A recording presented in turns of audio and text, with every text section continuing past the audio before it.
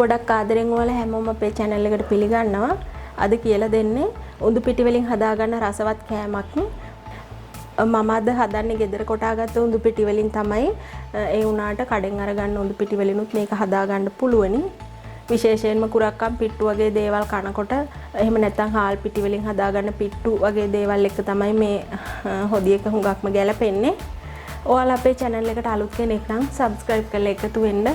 ඒ වගේම රසවත් අදහසත් අපිට පහලින් කමෙන්ට් කරගෙන යන්න.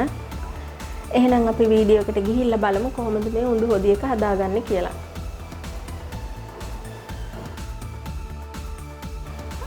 මෙතන අරන් තියෙන්නේ පිටි කරගත්ත උඳු ඇට අරගෙන ඒ විදියට හොඳට පිටි කරගෙන තියෙන්නේ. මේක පෙඟෙන්න දාලවත් නෙමෙයි, නිකන් වියලි ඇට තමයි බ්ලෙන්ඩර් කරගෙන අරන් තියෙන්නේ. මෙතන මේ තේ හැන්දෙන් හැඳි 3ක් තමයි තියෙන්නේ මෙතන.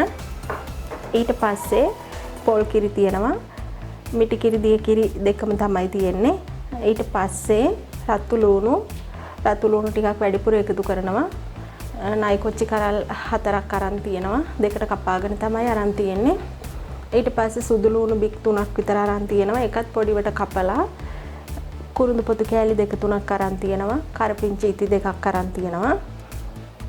ඊට අමතරව උළු හාල් ටිකක් බැදලා කොටලා තියෙනවා. හොඳටම කුඩු වෙන්න නෙවෙයි, බාගෙට තමයි කොටලා තියෙන්නේ. ඊට පස්සේ අමු 3-5 කුඩු තියෙනවා. රස අනුව ලුණු, කහ කුඩු, පොල් තෙල්. ওই දේවල් ටික තමයි ඕන වෙන්නේ. මුලින්ම භාජනයක් ලිපේ තියලා රත් වුණාට පස්සේ අපි පොල් තෙල් චුට්ටක් එකතු කරගන්නවා.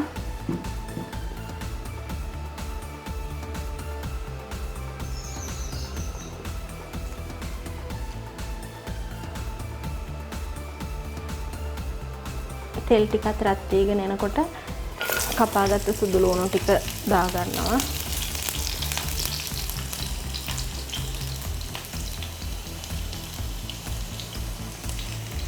ඊට පස්සේ අපි මේ කපාගත්ත අනිත් දේවල් ටික කුරුඳු පොතු ටිකයි එකතු කරගන්නවා.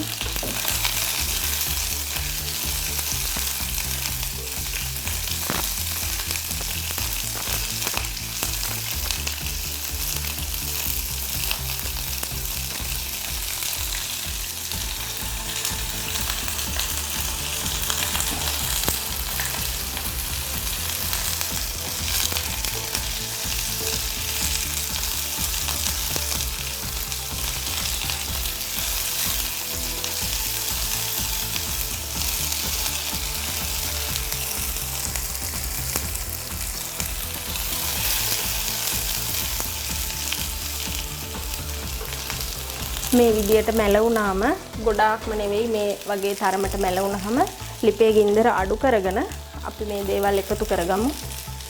මම උඳු පිටි ටික එකතු කරනවා. මේ විදියට මේක චුට්ටක් වුණාට ගොඩක් වෙනවා. අවසානෙට උළු හාල් ටික එකතු කරා. ඊට පස්සේ ලුණු මදි නම් පස්සේ තව ටිකක් එකතු කරනවා. අමු 3-5 කුඩුත් තේ හැඳි භාගයකට චුට්ටක් අඩුවෙන් වගේ එකතු කරනවා. කහ කුඩුත් තේ හැඳි භාගයක් විතර එකතු කරනවා. ඊට පස්සේ පොල් කිරි ටික එකතු කරගන්න ඕනේ.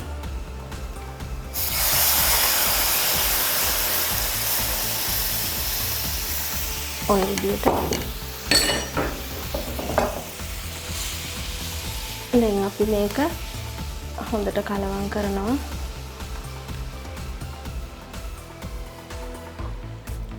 දැන් ලිපේ ගින්දර මීඩියම් එකට වගේ තියාගෙන හැඳි ගාගමු. අපි ගොඩක් වෙලාවට මේ උඳු හොදියක පිට්ටුත් එක්ක තමයි කෑමට ගන්නෙ. මේ තියෙන කැට ටික, මේ කැට වගේ තියෙන ඒවා රත් වෙනකොට හරියනවා. වගේම මේක ගොඩක් උකු හොදි එකක් තමයි හැදෙන්නේ.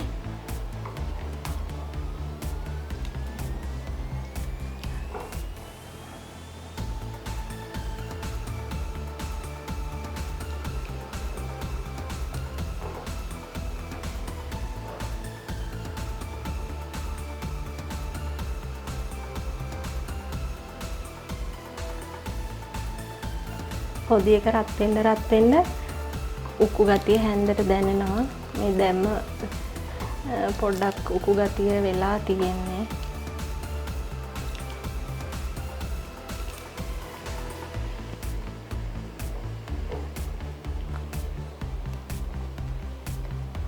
අපි මේක අඩු ගින්දරේ තමයි මෙහිට උයා ගන්න ඕන. මොකද උඳු පිටි ටික තැම්බෙන්න ඕන නිසා තමයි එකපාර ගින්දර එකතු කරන්නේ නැත්තේ. ටික ටික හිමීට තමයි දෙන්න ඕනේ. මේක දැන් උඳු ගතිය ගොඩක් වැඩි. ඔයාලට කාට වුණත් එකපාර මේ හදලා නැති කෙනෙකුට හිතෙන්න පුළුවන් මේ උඳු ටිකක් එකතු කරාම මෙච්චර ගොඩක් වෙන්නේ නැහැ කියලා. ඒ වුණාට එහෙම නැහැ. උඳු එක හැන්දක් දැම්මත් 3 දෙනෙක් 4 දෙනෙක් ඉන්න තැනකට වුණත් හොද්දක් හදා ගන්න පුළුවන්. හරිම උකු ගතියක් එනවා අපි හිතනවට වඩා.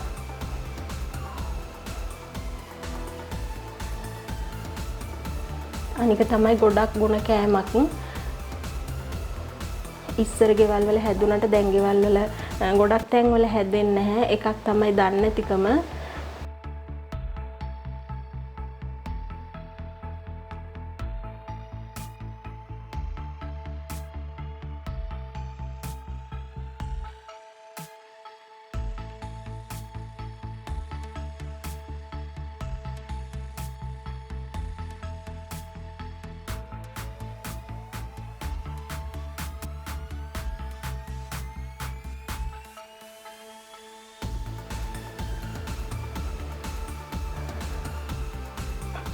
ඔයාලට පුළුවන් ලුණු ඇද්ද කියලාත් බලා ගන්න මේ වගේ අතරතුරම.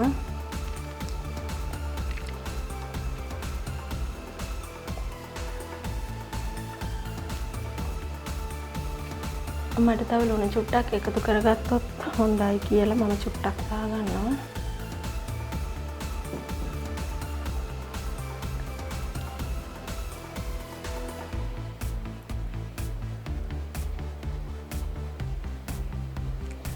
ගොඩක් හිමින් තමයි මේක ඉදව ගන්න ඕන.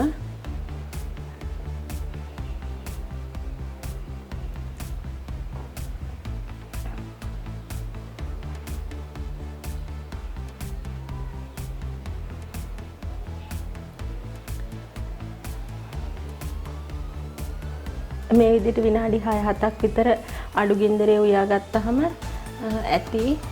ඊට පස්සේ දැන් අපි මේක ලිප් ඔෆ් කරගෙන තියාගත්තාමත් මේ රස්නෙට මේ හොදි එක තව ටිකක් අඩු වෙනවා. ඔන්න දැන් මම උඳු හොදි එක හදාගෙන ඉවරයි. ඔයාලත් මේ විදිහට හදලා රස බලන්න. අනිවාර්යෙන් රස බලන්න. එහෙනම් අපි මේ වගේම තවත් වීඩියෝ එකකින් ආයෙ මුණ ගැහෙමු.